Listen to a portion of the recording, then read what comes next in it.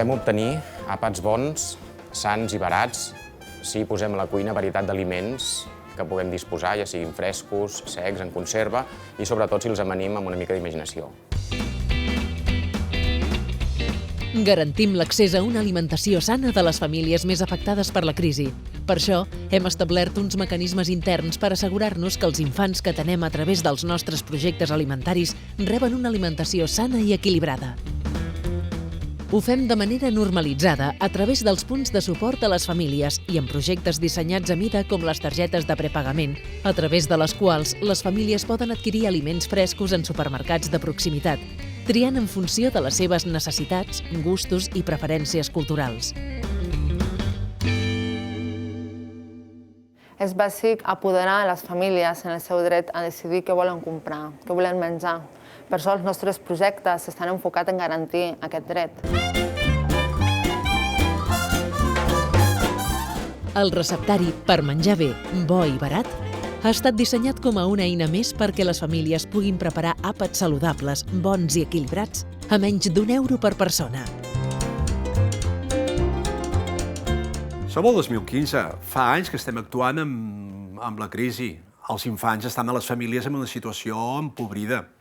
I hem vist en estudis que són els més desfavorits. I hem dit, hem de canviar la nostra estratègia.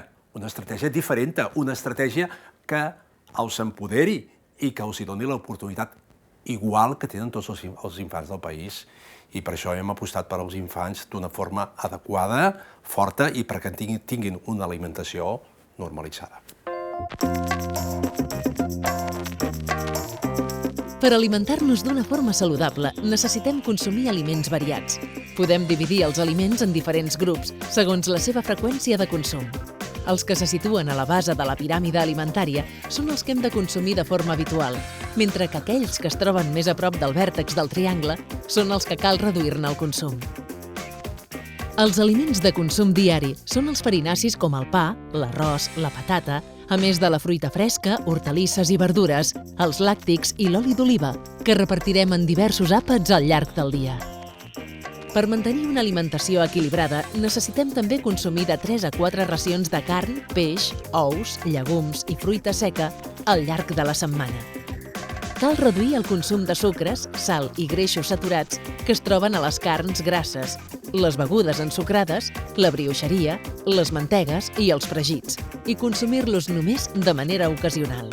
A més, oferim als pares i mares la possibilitat de fer formació en l'economia domèstica, en tallers d'alimentació saludable, on treballem l'eina del receptari Per menjar bé, bo i barat, enfocat per tancar aquest mite que menjar d'una manera agradable, saludable, fins i tot original, no té per què ser car. Hi ha moltes maneres d'estalviar diners en la compra dels aliments i així podem mantenir una alimentació sana amb menys diners. És molt important planificar els àpats de la setmana per evitar la compra compulsiva d'aliments innecessaris.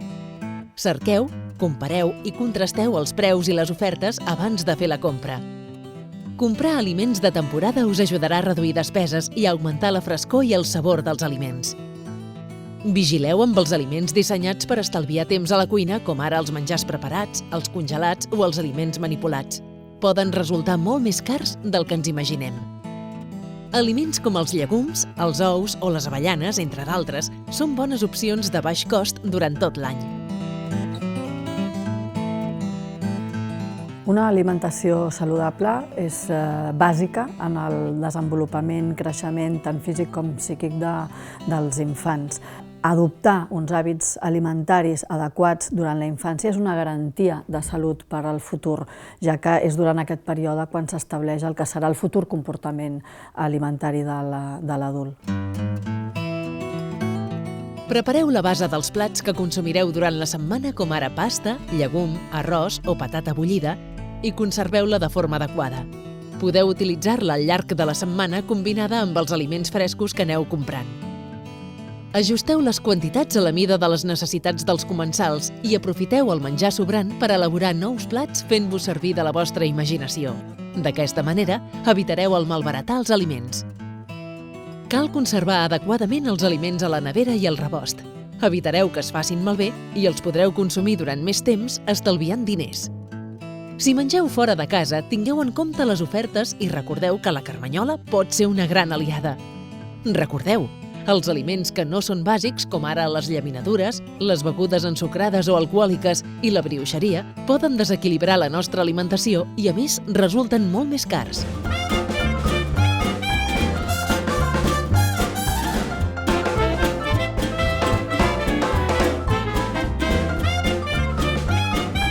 Perquè sabem que amb poc podem fer molt.